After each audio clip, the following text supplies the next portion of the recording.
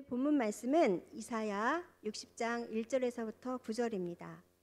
이사야 60장 1절에서부터 9절입니다. 말씀의 제목은 하나님의 빛을 받은 자들입니다. 제가 가지고 있는 구약 성경 1041쪽에 있는 말씀입니다. 말씀을 사모하는 마음으로 합독하겠습니다. 일어나라, 빛을 발하라. 이는 내 빛이 이르렀고 여호와의 영광이 내 위에 임하였음이니라. 보라, 어둠이 땅을 덮을 것이며 캄캄함이 만민을 가리려니와 오직 여호와께서 내 위에 임하실 것이며 그의 영광이 내 위에 나타나리니. 보라, 어둠이 땅을 캄캄함이 만민을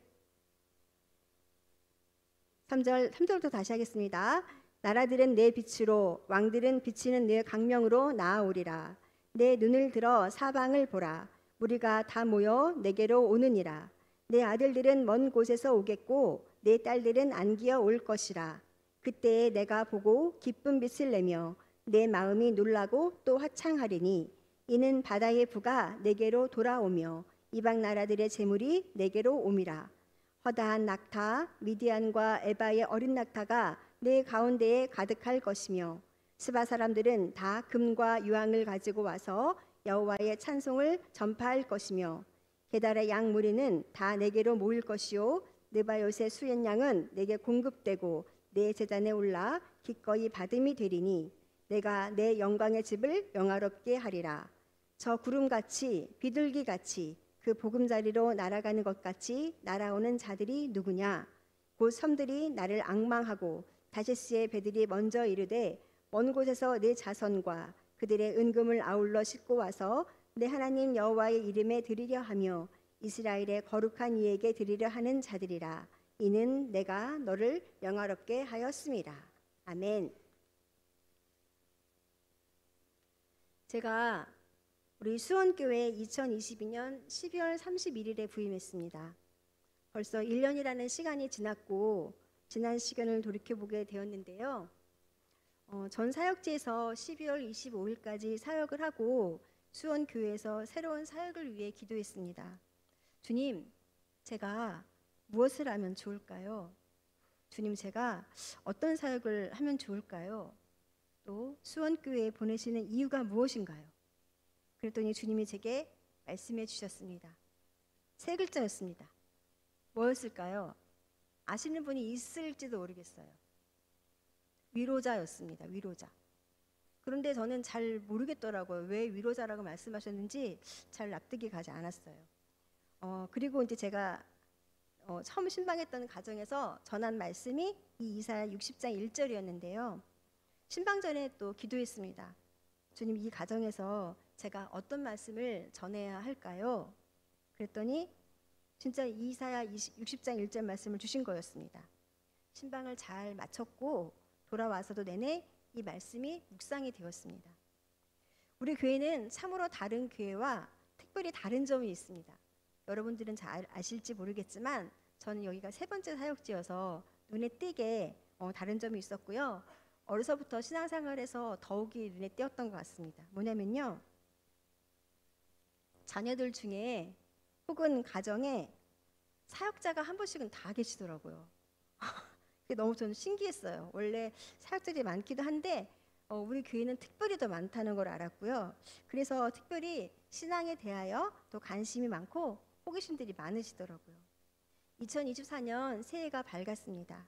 지난 1년을 돌아보니 다시 이사야 60장 1절 말씀인 일어나라, 빛을 발하라는 말씀이 다시 떠올랐고 오늘 말씀의 본문으로 정하게 되었습니다. 첫 마디에 일어나라 라고 명령하셨고요. 이어서 빛을 발하라 라고 거듭 명령하고 계십니다.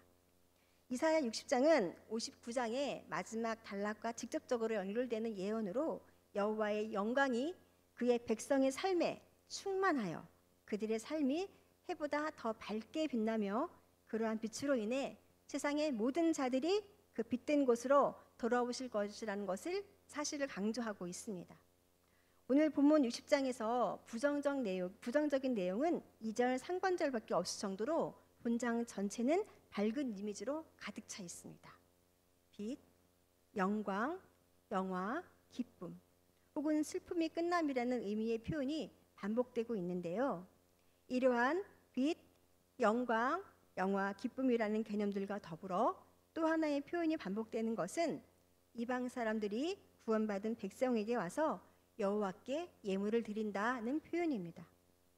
이러한 일이 이루어질 수밖에 없었던 원인은 하나님의 빛을 받은 그의 백성들이 그 빛을 세계의 모든 나라에 전하고 널리 퍼뜨렸기 때문입니다.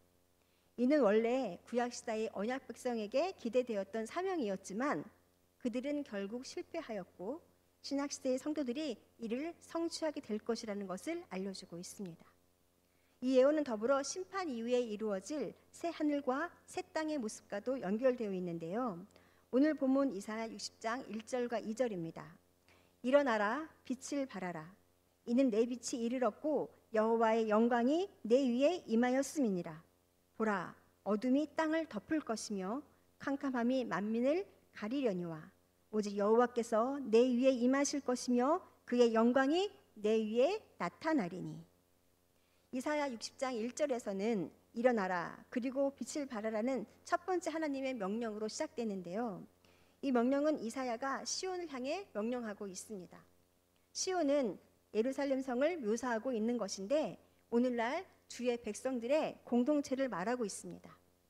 이는 곧 주의 백성들의 공동체가 여호와의 영광의 빛을 받았다는 것을 말하고 있습니다. 그리고 이러한 여호와의 영광을 받은 영적 축복을 얻은 자는 그것을 자신만의 것으로 간직하는 데 머물러서는 안 되고 일어나서 주변 사람들 또한 만방에 널리 비추어야 할 사명을 가지고 있다는 것을 말하고 있습니다. 일어나라는 문자적으로 앉은 자리에서 힘있게 일어서는 역동적인 동작을 나타내는 동사이지만 어떤 중대한 일을 행하기 위해 결단을 내리고 그것을 실행에 옮기는 것을 나타내는 예로 사용하고 있습니다. 여러분들 TV에서 보신 적 있을 겁니다. 좋아, 결심했어. 이런 광고 카피가 있었던 것을 여러분들도 보셨을 것입니다. 즉 하나님의 축복을 받은 자는 무기력한 상태에 머물러서는 안 되며 그 자리에서 벗어나 신속하게 하나님께서 요구하시는 일을 해야 하는 것입니다. 그것은 바로 빛을 발하는 것입니다. 예수 그리스도는 하나님의 백성 자체가 빛이라고 하셨습니다. 이는 하나님의 빛을 반영하는 존재로서 세상에서 빛을 비추어야 한다는 사실을 나타내고 있습니다. 즉 하나님이 당신의 백성에게 축복을 주신 것은 빛을 흑암에 처한 자들에게 밝게 비추어 그들을 흑암에 머문 곳으로부터 건져내기 위한 것입니다. 빛은 사람이 아는 그 어떤 것보다 쉽게 드러나며 그 움직임이 매우 빠릅니다. 따라서 빛된 존재로 부름받은 우리들은 자신의 빛을 결코 감추어 둘 수 없고 그 빛을 비추는데 머뭇거릴 수조차 없는 것입니다. 주저없이 일어나 자신을 드러내며 그 빛을 비추어서 흑암에 처한 자들을 일깨우며 그들을 참빛인 하나님 앞으로 이끌어야 하는 것입니다. 하나님의 백성에게는 이미 빛이 이르렀고 영광이 임했기 때문에 그들은 빛을 발할 수 있는 근본적인 능력을 가지고 있는 자들이라는 것입니다. 거울과 같은 반사체에 빛이 이르면 빛이 반사되고 그로 인해 주변이 밝아지는 것을 볼 수 있는데요. 그와 같은 원리입니다. 하나님의 백성들은 이미 하나님의 빛을 받은 자들입니다. 여기에서 내 빛은 하나님의 백성이 스스로 만들어낸 빛을 말하는 것이 아닙니다. 본래 그들은 밝은 것을 바라나 어둠과 캄캄한 가운데 행할 뿐인 맹인 같은 자들이라고 고백할 수 없는 상태에 처한 자들이었습니다. 따라서 본문의 내 빛은 그들 자신들이 만들어낸 빛이 아닌 여호와께서 메시아를 통해서 그들에게 나누어 주신 빛을 의미합니다. 과거의 이스라엘 자손들은 여호와의 영광을 상실한 자들, 캄캄한 가운데 행하는 자들, 맹인, 눈 없는 자같이 더듬으며 낮에도 황혼때같이 넘어지는 흑암에 짓눌린 비참한 삶을 살아야 했었습니다. 그러나 훗날 영적 이스라엘은 구속함을 받은 하나님의 백성인 성도는 하나님께서 비치시는 광명으로 인하여 빛 가운데 거할 뿐 아니라 이를 세상에 반사하는 비추는 영광스러운 삶을 살아야 하는 것입니다. 2절은 1절 예언의 이유와 배경을 설명하고 있는데요. 어둠이 온 세상을 뒤덮고 있어서 여호와의 구속함을 받은 성도들, 그의 비치는 광명함을 받아 누리는 성도들은 마땅히 여호와의 빛을 세상 가운데 비춰야 하는 것입니다.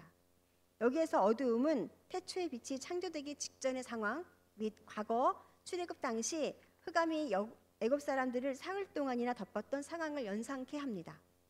그러나 이는 다음과 같은 두 가지 사실을 모두 염두에 둔 표현으로 볼 수 있는데요. 하나는 빛 대신 메시아가 이 땅에 오실 당시 세상의 영적 상태를 알리고, 다른 하나는 종말의 심판 때에 온 세상의 상태를 말하고 있습니다. 하나님은 장차 그의 구속함을 받은 백성들에게도, 그의 백성에게도 강명을 주셨습니다. 이렇듯 하나님은 장차 그의 구속함을 받는 백성에게 빛 대신 예수 그리스도를 보내주실 것입니다. 그리고 최후 심판 이후에는 다시 밤이 없으며 심지어 지상에서 가장 크고 광명한 빛을 할 수 있는 해조차도 쓸모없을 만큼 찬란한 광명 가운데 거하시도록 인도하실 것입니다. 본문에서는 심판과 관련된 흑암으로 볼 수 있으나 하나님의 영광의 밑에서 멀어진 사람들의 현실적 상태를 나타낸 것으로 이해하는 것이 더 자연스럽겠습니다. 이들이 흑암의 상태에 박치된다면 결국 심판에 처해질 것입니다. 하지만 그곳에도 하나님의 영광의 빛, 구원의 빛이 비춰진다면 아무리 짙은 흑암이라도 물러나게 마련이며 만민의 구원의 길, 또 소망의 길로 나아갈 수 있게 되는 것입니다. 여호와께서 임하신다는 것은 그가 그들에게 후광이 되어준다는 것을 의미하며, 이는 구원과 영광을 상징합니다. 3절과 4절에서는 시온을 향하여 열방이 운집하는 것과 선민의 후손들이 귀환할 것이 예언됩니다. 본절 서두에 나오는 나라들은 여호와를 섬기지 않는 이방의 여러 민족들을 지칭하는 용어로 사용되고 있는데요. 따라서 3절과 4절은 하나님의 영광과 빛이 그의 구속함을 받은 백성에게 충만히 임한 결과로 세계 여러 민족들과 주권자들이 그 빛을 향해 나아올 것임을 예언한 것이죠. 그런데 이 예언은 구약시대의 역사를 감안할 때 성취되지 않은 것이라 할 수 있습니다. 따라서 이는 신약시대의 복음의 확산에 대한 예언으로 보아야 하는데요. 이 예언의 말씀과 같이 메시아 탄생 때에 동방박사들이 아기 예수께 나와 경배하고, 오순절 성령 강림 때에 주변의 16나라에서 온 사람들이 복음을 들었습니다. 에티오피아 여왕 간다게의 국고로 맡은 내시가 유다 땅에서 복음을 듣고 세례를 받은 이래로 오늘날까지 이방의 수많은 사람들이 하나님의 영광과 구원의 빛을 바라는 교회로 나아가고 있습니다.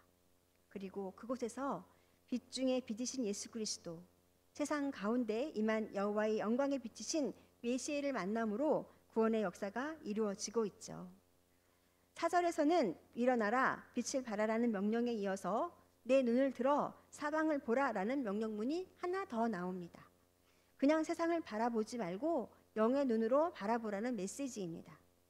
60장 1절에서부터 4절까지는 지상생활의 현실이 어둠으로 장차 나타날 하나님의 복이 빛으로 각각 대조되어서 묘사되고 있습니다. 어둠이 아무리 깊고 강해도 한 줄기 연약한 촛불을 가릴 수 없듯이 어둠은 본질적으로 빛에게 굴복할 수 없다라고 말하고 있습니다.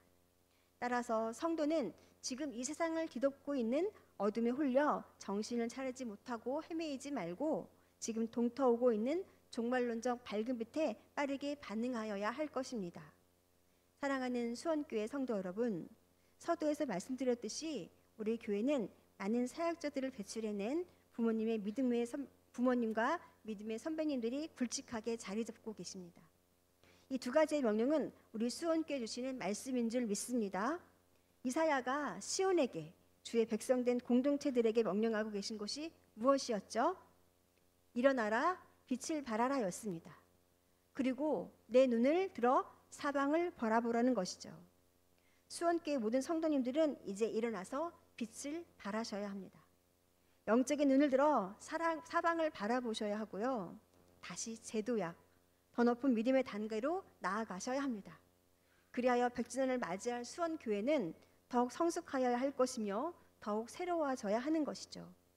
4절은 3절에 이어 여호와의 빛이 그의 구속함을 받은 백성에게 충만히 임함으로 인해 세계 곳곳에서 수많은 사람들이 그 백성에게 찾아온다는 예언인데, 흥미로운 사실은 그들이 올 때에 이스라엘의 후손들이 함께 온다는 것입니다. 그리고 이미 5절과 9절에서는 그 이방인들이 각각 재물을 가지고 와서 그것을 여호와 하나님께 드림으로 말미암아 시온이 여호와의 성읍으로 풍요로움을 누린다는 것으로 예언하고 있습니다.